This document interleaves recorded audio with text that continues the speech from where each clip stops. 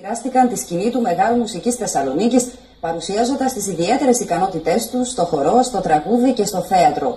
Στόχος της διοργάνωσης, που ξεκίνησε πριν από 16 χρόνια και φιλοξενείται κάθε χρονιά σε διαφορετική χώρα, είναι να δώσει την ευκαιρία στα παιδιά να δείξουν τη δουλειά τους και παράλληλα να στείλουν μηνύματα αγάπης και αλληλεγγύης στους λαούς.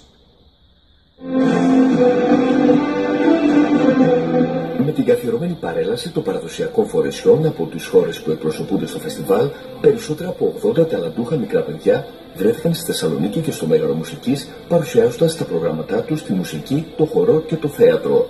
Είναι μια πύλη πολιτισμού και ένα σταυροδρόμι πολιτισμού από όλες τις χώρες και μακάρι να πάρουν πολλές χώρες συμμετοχή.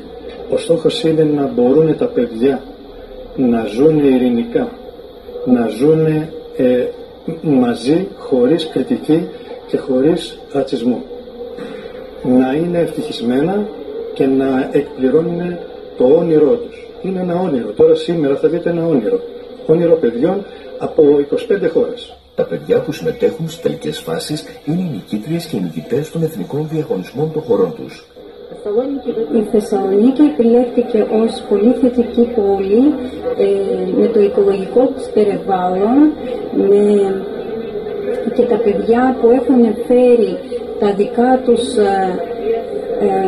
τη δική τους μελέτη προς το περιβάλλον και θέλουν να εκφράσουν την αγάπη προς το περιβάλλον.